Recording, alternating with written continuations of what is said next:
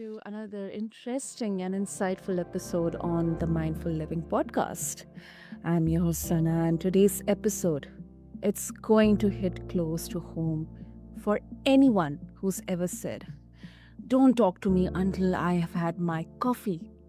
In fact, I have said this multiple times. Although, Steve, in India, I'm a tea lover, but sometimes I would love to have coffee, and I hate to admit, but until and unless I have had my tea or coffee, I'm not in a mood to even talk to anybody or look at anybody.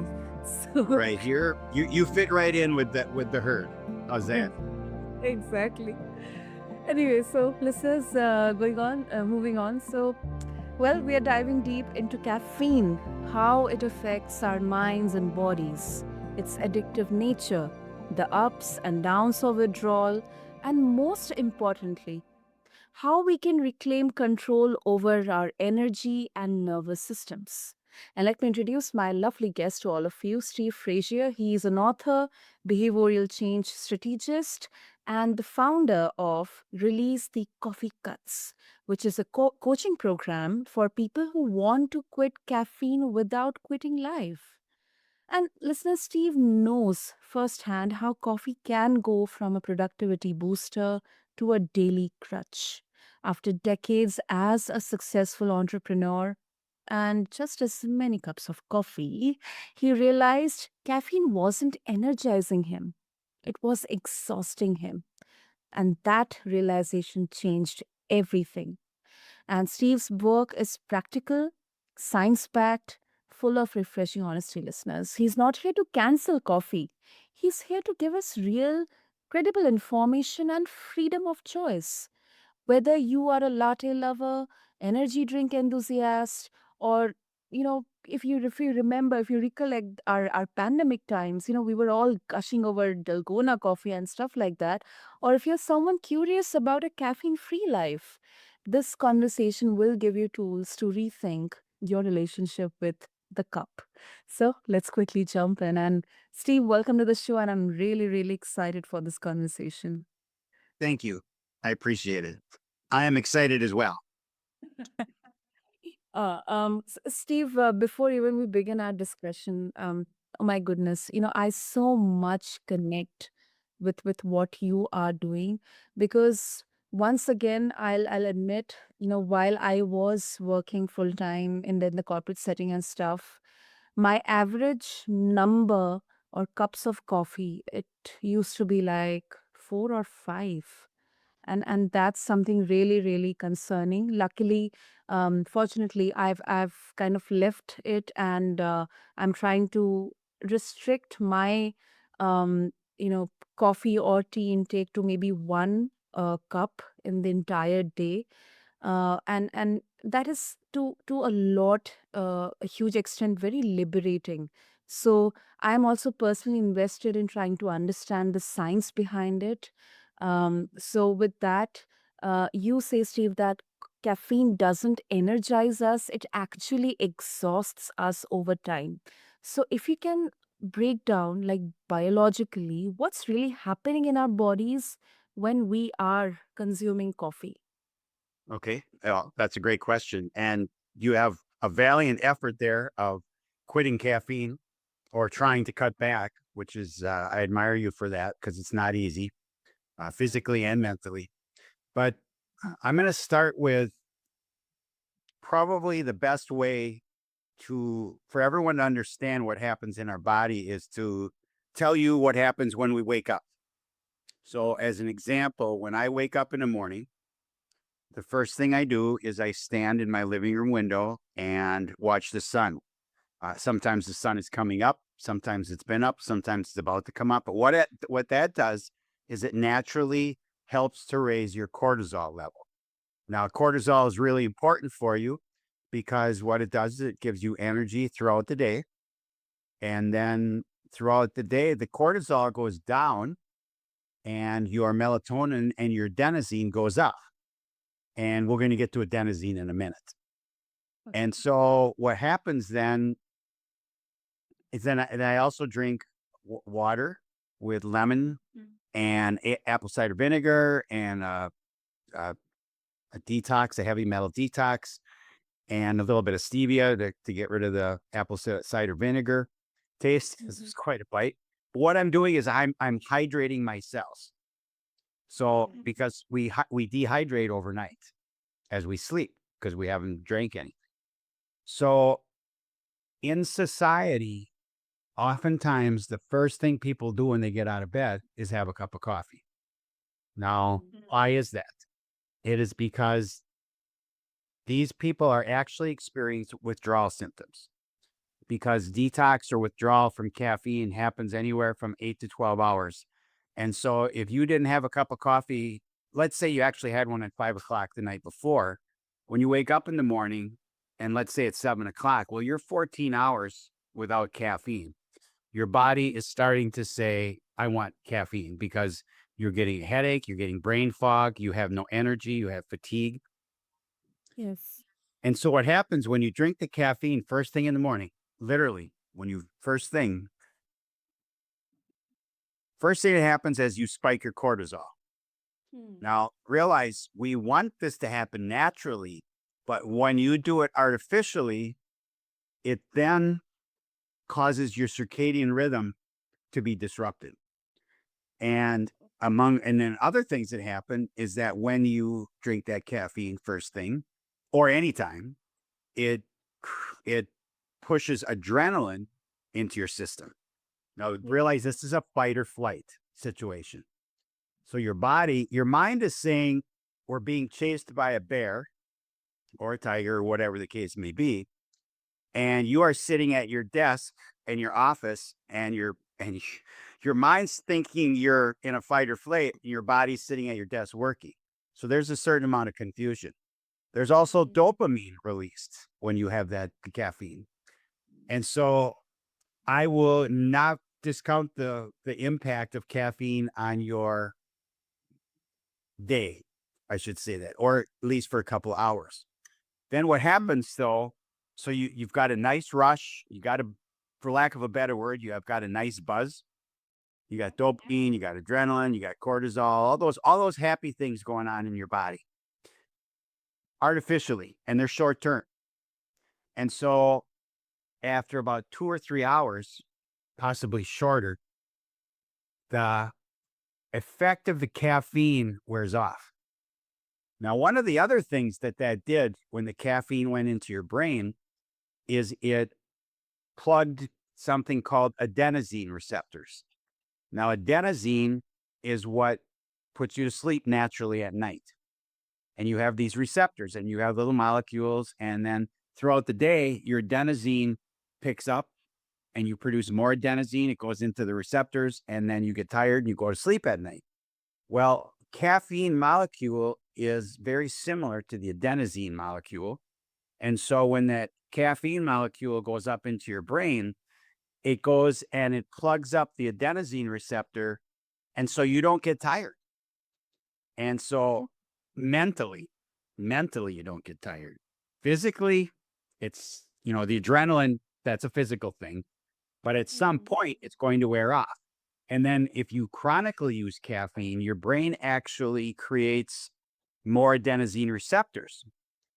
So now you have to drink more caffeine to plug the adenosine receptors because you're going to get some pretty good fatigue and brain fog mid-afternoon. And so what are you going to do? You're going to have more caffeine because then you plug the adenosine receptor and you don't get tired. Now that's a cycle. Now I wrote a book called Release the Coffee Cups, Winning the Battle with Caffeine. There's 16 chapters. 14 of the chapters are heavily referenced and cited. And I believe in every chapter, we refer in some manner this cycle of rinse and repeat. So what happens is you create an environment where when you start to lose your buzz, when you start to lose your high, and it literally is a high, because caffeine is a psychoactive substance. It's a drug. You either try to fight through it, or you take a nap, or you drink more caffeine. And And so you can get into this, and it can be in coffee, it can be in tea, it can be in energy drinks, it can be in chocolate, it can be in prescription drugs or over the counter drugs. Caffeine is everywhere. And what happens is that you ultimately, if you want to keep awake, you have to keep drinking it. Well, then your adenosine doesn't pick up, your melatonin doesn't pick up. And guess what? You're going to go to bed and your mind is alert. Your body's exhausted because it's been in fight or flight all day. Because you realize your body thinks you're still running, trying to run from that bear, that tiger. And so you, you get into this cycle. And I rarely use caffeine. I used caffeine yesterday because I had a big road trip. I had to drive about 500 to 600 miles in one day. I went to a baseball game with my grandchildren. So I drove 200 to 300 miles on the way to the baseball game, 200 to 300 back. So I drank caffeine so that I would stay alert and that I would not fall asleep. Because after driving for 8 or 10 hours, sometimes you tend to nod off. Well, Yeah. I literally didn't go to sleep until 4 o'clock this morning. I went to bed at 10:20, laid there for hours and hours. I probably nodded off a little bit. Now realize I haven't had caffeine in weeks. And I just said to my wife this morning, I said, I got to stop doing this because I'm fairly exhausted. And, years ago, I quit caffeine cold turkey, which is a mistake. And my headache was so bad and my brain fog was so bad. And I called my daughter up, who is one of our coaches at Release the Coffee Cups, but she's also a natural health practitioner and a mindset coach. And I said, what can I do here? What can I do to get rid of this headache? Because it's brutal. Because what happens is that when the adenosine receptors open up, when you stop putting the caffeine molecules in there, the blood flows to your brain strongly, and it's a severe headache. Now, this is the general response. Okay, there are people that this doesn't happen to because there's exceptions to every rule. And with caffeine, there are people. One person can drink a cup of coffee and not have any effect, and the person next to him can drink that same cup and have a high, and then have a severe withdrawal. A couple hours later. So it all comes back to the circadian rhythm. And that is when we wake up in the morning, we need to naturally produce cortisol. We don't need adrenaline unless we're in a fight or flight situation. And you can't help it. If you drink caffeine, your adrenaline's going to get pumped up. And so is your dopamine. And I do an exercise in one of my presentations where I have people close their eyes at the beginning of the presentation. And we talk about a commercial. It's called Folders in Your Cup, waking up with folders in your cup. And it's a mom making coffee. And now realize I'm telling this to the audience, and their eyes are closed and they're just imagining that coffee being brewed. She takes 2 cups into the bedroom. She hands one to her husband. They've got their 2 young sons there. They all are just happy. You get a warm fuzzy because everybody's happy. The boys come over by the parents. They have a group hug. And there's a couple things going on here. One is that whenever we teach our children that coffee is what gets us going in the morning, what do they think? They think that I need coffee or tea or something else to be an adult, because that's what makes me successful. Now, in the subconscious mind, from when you're born to when you're 7, you're in a theta state. So everything, that's where your subconscious is created in the first 7 years of your life. So if you regularly see mom and dad drinking coffee, and mom says, well, I can't start my day without it. Don't talk to me until I have my coffee. When you tell your subconscious this enough times, this is what's going to happen. Now, the good news is we can reprogram the subconscious, okay, through hypnotherapy, through guided meditation, through affirmations. And we do all that in our program, Release the Coffee Cups coaching program, which is on our website. And I also have the plan in the book. And the book will be published in about 4 to 6 weeks. It's written, it's being formatted now for the publishers. That's really great. And so why do we do this? 85% of the people in the United States drink caffeine. That's 2 to 300 million people. And I know it's that way across societies, across the country, or across the world. Mhm. So what do you think about this so far? I mean, so much is happening internally.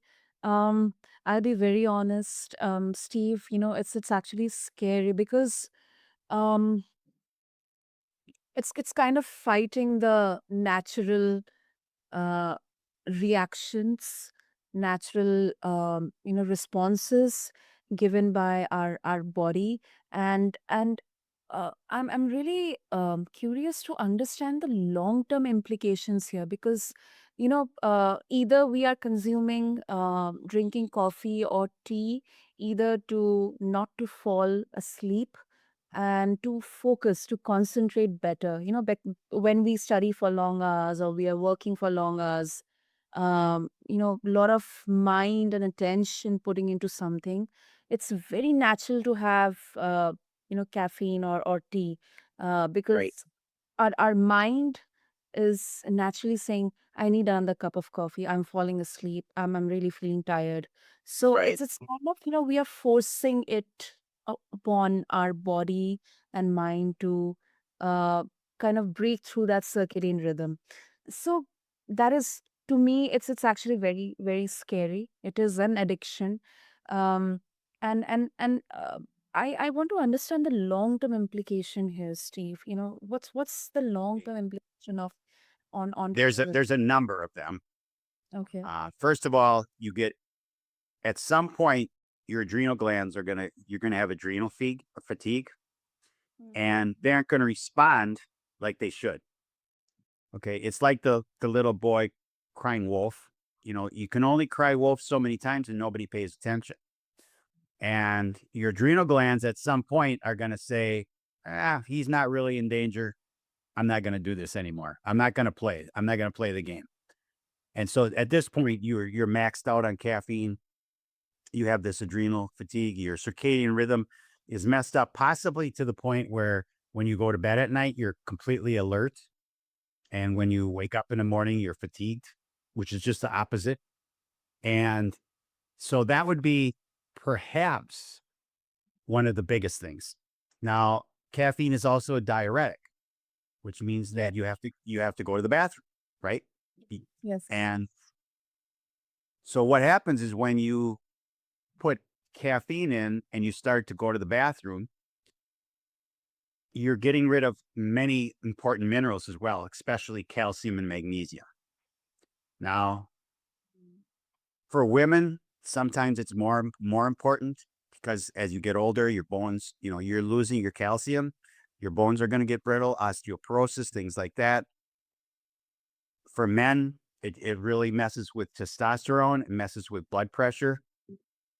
And so chronic use leads to your body just starting to deteriorate. Now, one of the unique aspects of caffeine and cortisol is that if you have excess cortisol regularly, it Mm-hmm. actually it actually accumulates around your stomach like a Yeah. tire. Yeah.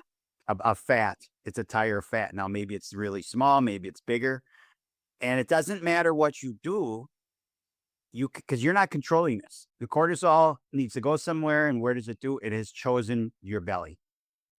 Okay. And that could be for men and women. Okay. But you could be really a health fitness person.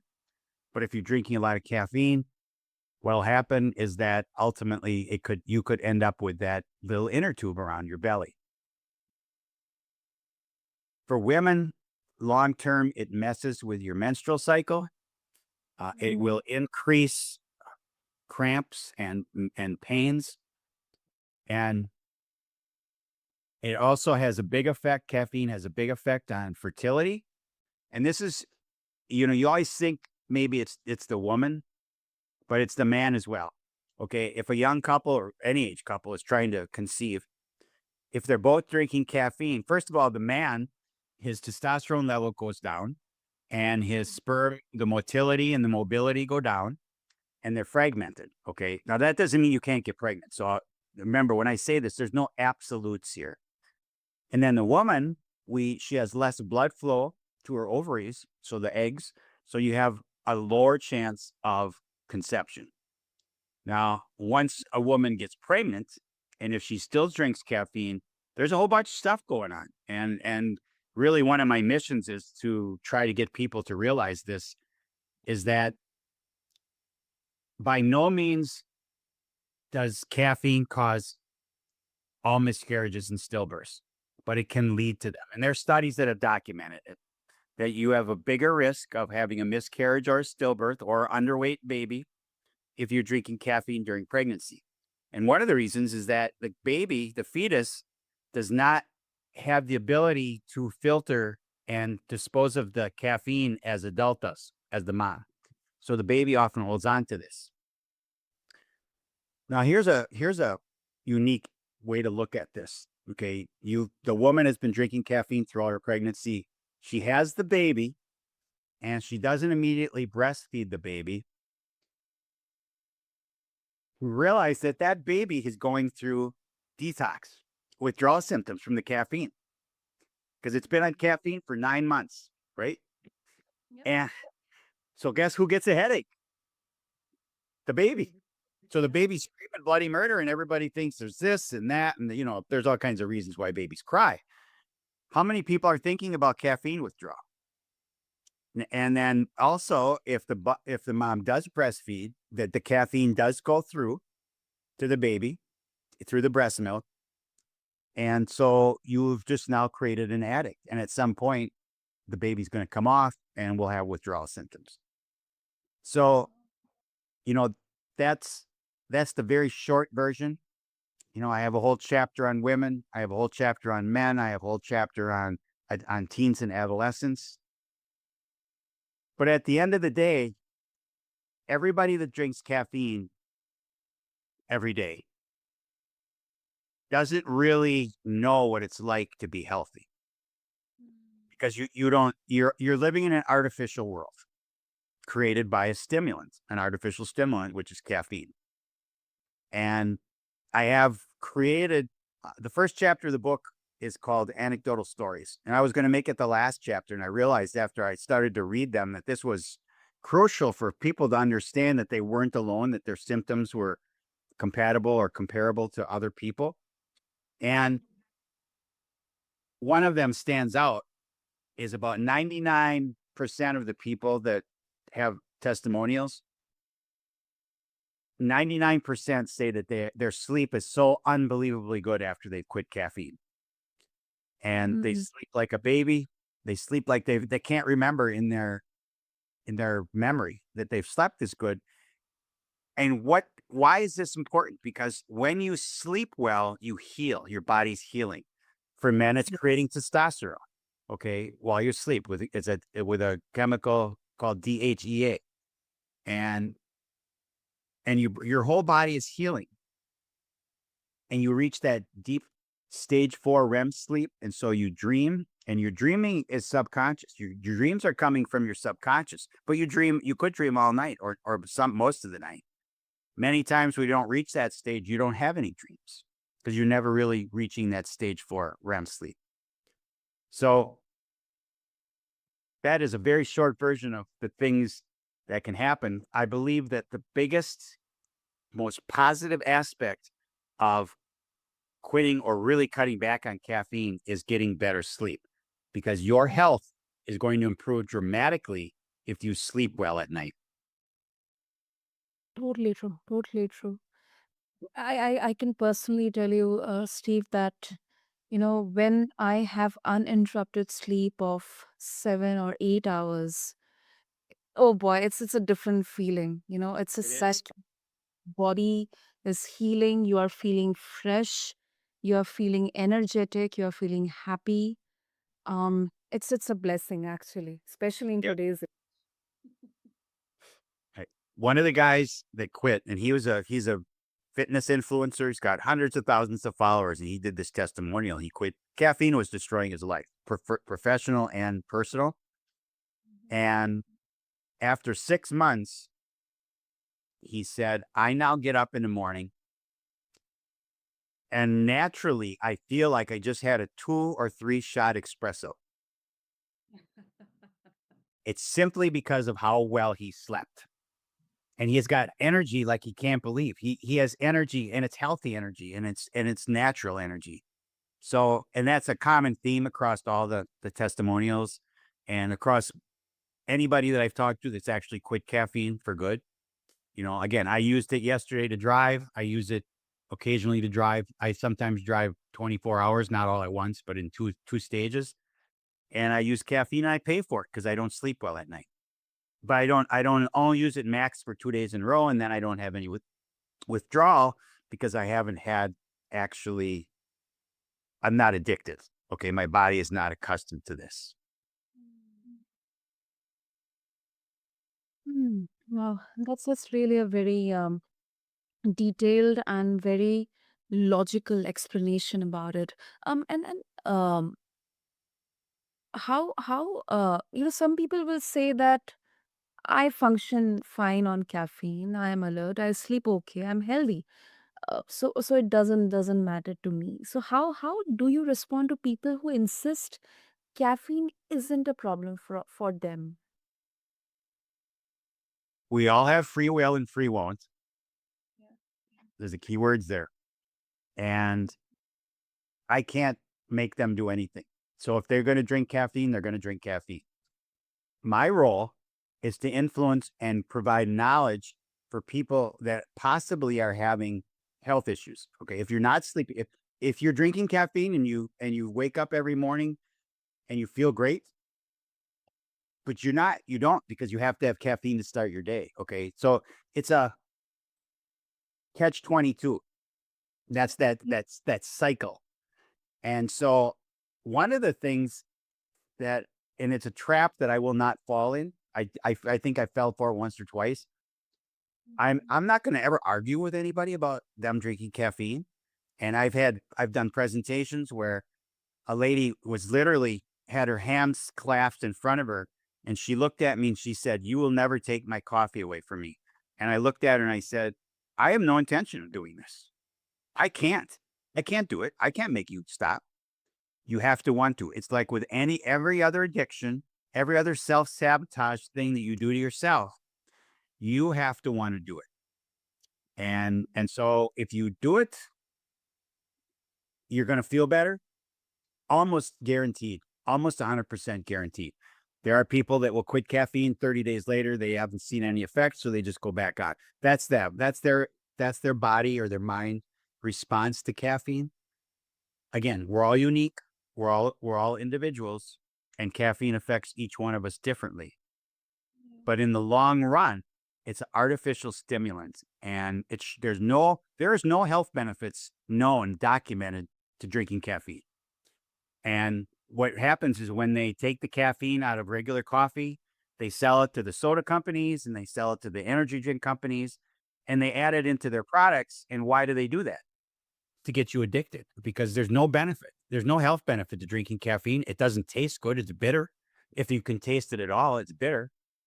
And so why put it in there? Because it's $1 trillion business and money talks. And again, my role is to provide knowledge and influence. And hopefully people will say to themselves, I might want to look at this a little bit deeper. Hmm. Absolutely. Absolutely. I mean, exactly. I mean, you cannot, changes cannot be done overnight, but at least what we can do is, I mean, the least we can do is make informed choices. Um, so I absolutely resonate with that, and I hope the same for our listeners. So Steve, before we wrap up this insightful conversation, um, for listeners who aren't ready to go fully caffeine free, what's one small step they can do to, let's say if they would like to start today to feel less dependent on it? I would say first thing is try not to drink any caffeine after noon, after 12 noon. Uh, it'll help you go to sleep at night. You still probably won't reach the stage 4 or REM sleep because your circadian rhythm is messed up. As long as you're on caffeine, again, these are general observations. There's always exceptions. You can start drinking half caffeine and half decaf coffee, which cuts down your, I drink decaf coffee. Okay. Now I don't drink regular decaf coffee. I drink Swiss water processed organic coffee decaf, which takes out 99.9% of the caffeine. Regular decaf has 10 to 15% yet caffeine in it. So you are getting caffeine if you drink decaf. So if you drink 5 cups of decaf a day, you've had 1 or 2 cups of coffee. And so it really didn't matter. But I think, there's different ways to approach it. There's cold turkey. There is the withdrawal, different things. We talk about this in our program. I talk about it in the book. It's a personal choice to make to make yourself be healthy. And we all control our own destiny. Nobody else does. We are responsible for our bodies. And think about what I had to say. Whether you're a man or a woman or a teenager, teenagers are very susceptible to the social media and society pressures to drink caffeine, to drink energy drinks. Stop. Just stop and look at what's happening to you. You can reach me at releasethecoffeecups.com and you can contact me through there. And there's a lot of information there that'll help you to talk. And, like you said, for somebody that's thinking about it, go and look at the website and just think and absorb some of the information there and then go from there. And you can always talk to me. You can contact me through there. I will respond to you. We're on social media all over the place: TikTok, Instagram, YouTube, Facebook, LinkedIn. We do regular reels almost daily about different aspects of caffeine. Again, knowledge is power. And if I can educate people, my wife has a saying. Her name's Brenda, and it's a Brendaism, and is that you can take a horse to water, but you can't make it drink. However, you can make it thirsty. And so my role here is to your listeners: look for more knowledge, look for more information. And if you have high blood pressure, is it the caffeine? If you're having severe menstrual cramps, is it the caffeine? Are you having a hard time conceiving? Could it be the caffeine? Again, there's no 100% blanket statement. However, it can be a contributing factor, especially if you're drinking over 200 or 300 milligrams a day. And that doesn't take much in the cups today. I mean, a 12-ounce Starbucks, I think, is 120 milligrams of caffeine, give or take. Well, you're well into messing up your circadian rhythm. If you have one more cup, you're now an addict. You're now addicted to it.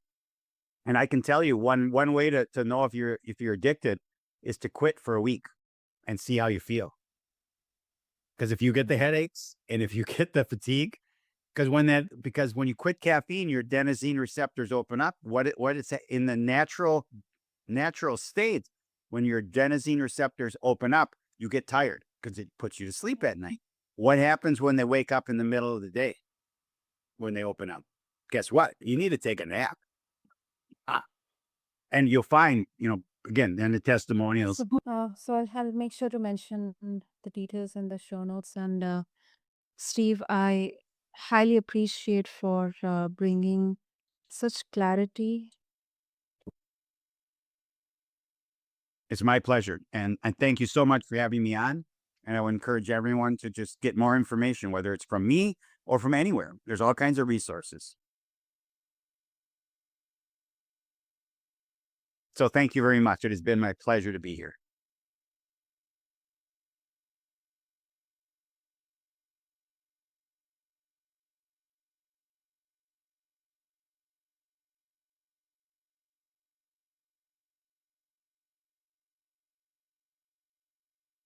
And we're out.